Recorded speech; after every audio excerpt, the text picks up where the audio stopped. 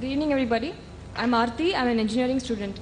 I believe that most religions are just a set of beliefs. Hinduism is a belief, Islam is a belief, Christianity is a belief. And most major religions like the Islam or the Hinduism or the Christianity have been formed through ages. They have come past through a lot of ages. So they can be a lot of additions and subtractions which can add value to the religion and which can also cause some kind of a demolition to the name of the religion itself.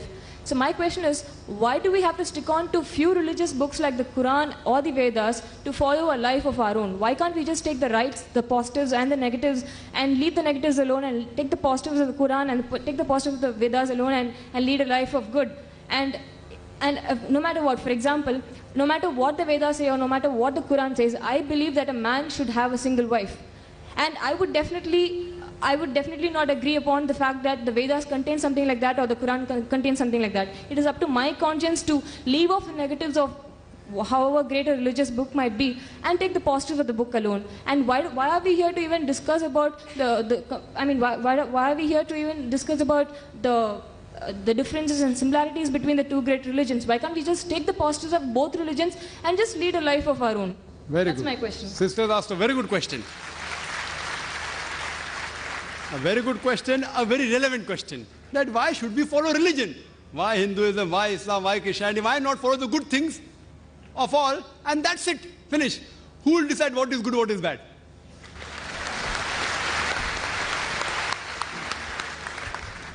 For example, in America, wearing skirts and shorts is common. Western country, it is modest. So for there, wearing skirts and shorts is modest. If you wear in Chennai, if a girl walks on the streets with shorts and skirts, you will call it immodest, including you, sister. Even you say she is immodest. So what is modest in America is not modest here. When I went to America a few years back, there was a person who told me that you Indian women, you are immodest. I was shocked. Why? How come Indian women are modest? Because when you wear the sari, you show your belly. So for the American, the woman showing the belly is immodest. So who will decide? If you go to certain Muslim countries, the Arab countries, looking at a woman, staring at a woman is immodest. Here, as long as you don't touch a woman, you can talk to her, you can look at her, it's modest. Therefore, when you greet, the Indian, they say namaste without touching. In the Western countries, it is common that you shake hands. So shaking hands between a lady and a man is modesty. As long as you shake hands and don't touch any other part of the body, in some Western countries it is modest. In other Western countries, kissing a woman on the lips and the cheek is modest.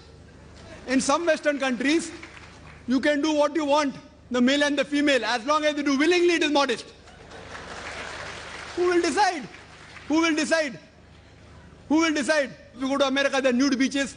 There is a ship, I read in the Times of India 2 months back, a nude cruise. Nude. Everyone in the ship will be nude. For them it is modest. Who will decide? The best person to decide is the Creator, sister. Now I am asking you, who will decide what is right, what is wrong? Who will decide? And if you say that select the best, I am with you. I agree with you, sister. Select the best of all the religions. So that's what I have done. I have selected the best from the Vedas.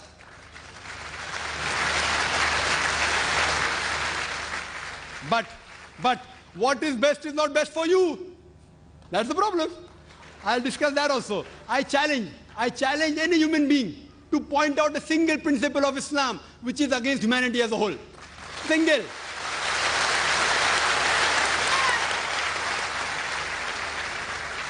I challenge, I say, I am not speaking on behalf of the other Muslims. I am putting my head on the guillotine.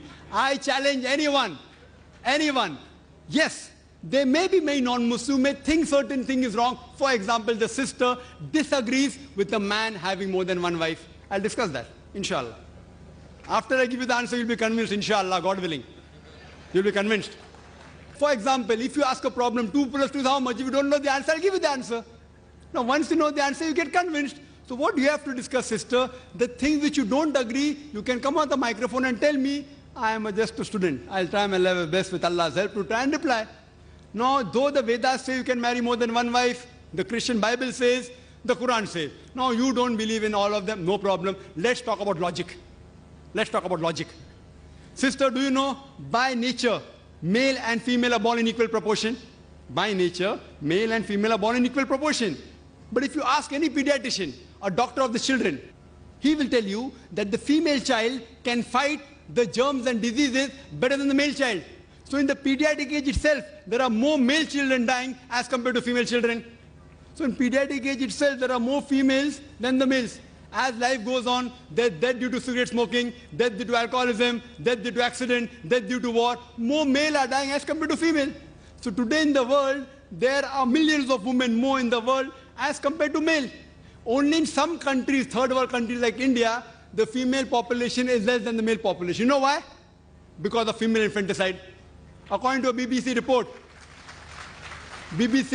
according to Emily Beckenin on the program Let Her Die, the topic was assignment. Every day, more than 3,000 fetuses are being aborted in India after they identified that they're females.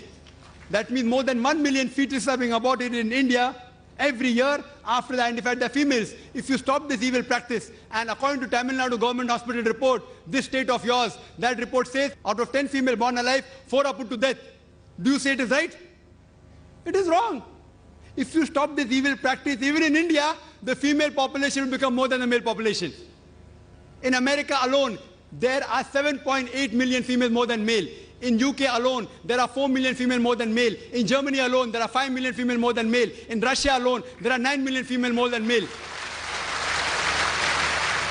God alone knows how many millions of females are more than males in the world. Suppose, sister, hypothetical question.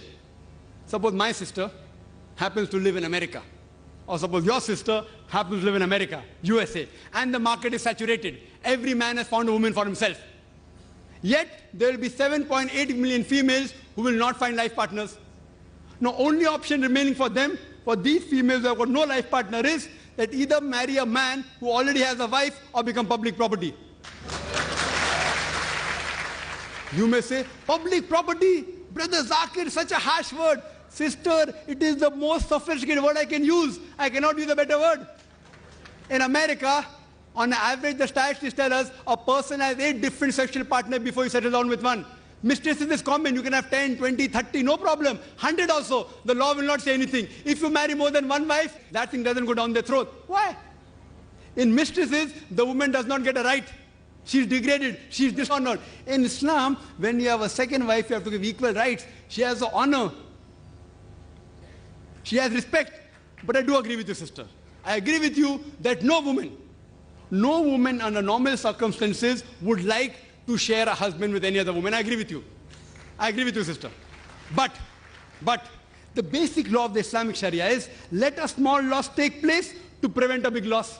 Means let a small loss take place to prevent a big loss. So all the Muslim women who know that there are millions of women, if they would not allow their husband to have more than one wife, they will become public property. They say, we would not mind sharing a husband to prevent our other sisters to become public property.